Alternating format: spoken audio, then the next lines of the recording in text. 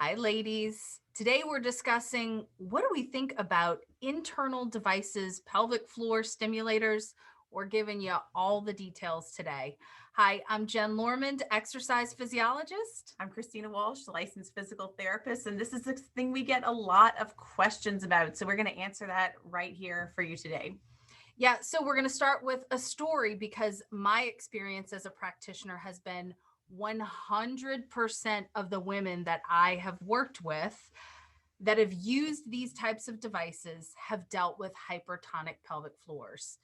And that is because many of the women that we work with, they enjoy using those from the standpoint of you have this device that connects to your phone and you've got that feedback, and many of them are goal oriented, so they like that they can see their progress in terms of the contractile strength and the amount of time that they're actually able to hold those contractions on their phone, and they get excited because they start feeling stronger. They start noticing, many of them with the urinary incontinence, some of those things start to get better. And so they think, well, this is good for me. More is better.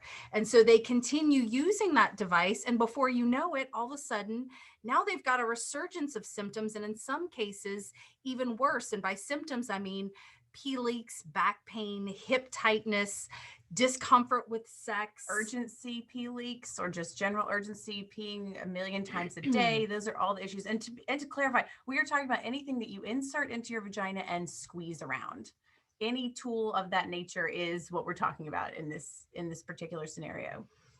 Yeah, so that is why we don't recommend these devices, because quite honestly, they're very similar to kegels, and that this is the same thing as doing that really strong isometric contraction, which is only going to get your pelvic floor stronger in that one position. And if you've followed us for a while, you've probably heard us speak ad nauseum about how we really like to train the body functionally so that your pelvic floor, your hip rotators, your deep abdominals, your back extensors all get stronger together while you're doing your daily movements, while you reach to the side, bend over and pick something up, while you're carrying that load of laundry into the laundry room or into the bedroom and just doing your daily tasks, hauling kids around. Yeah, there's a better way because Jenn, I know her 20, how many years of experience?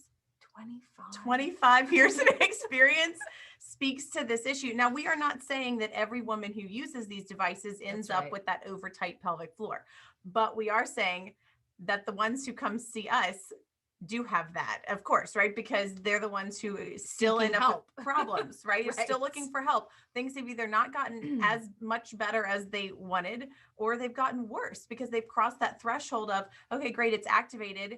Like Jenn said, the women who work with us are goal-oriented go-getters, and they want to, get that A+. And so more is better. I'm going to keep doing this. And it over tightens the pelvic floor. And over tight does not mean strong. Over tight is a tight muscle is a weak muscle. And that is why, yes, right, for the people in the back, a tight muscle is a weak muscle. And that is why you're having that resurgence of symptoms. It feels like it's getting worse again. And this can be addressed in a much more functional and less invasive way. And that's what we're all about. Jenn discovered this method working on herself first, dealing with stage 2 pelvic organ prolapse of all 3 compartments. Now, you don't have to have that level of involvement to benefit from what we have to offer.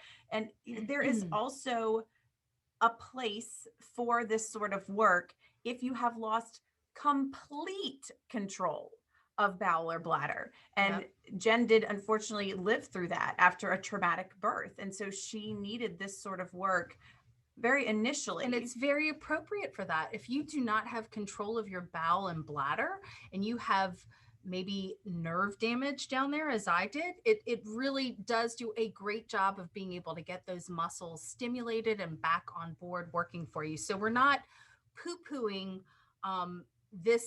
this particular method, it's all not the way across around. the board. Correct. Exactly. But the truth is, for most women, this is not necessary.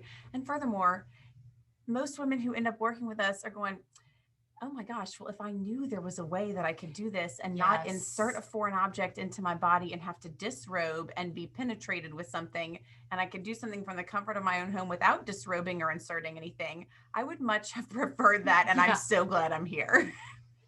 Yes, I would agree. 100% of the women that we work with say that too. Yes. So there is a better way. And if you have questions about this, we would love for you to reach out to us.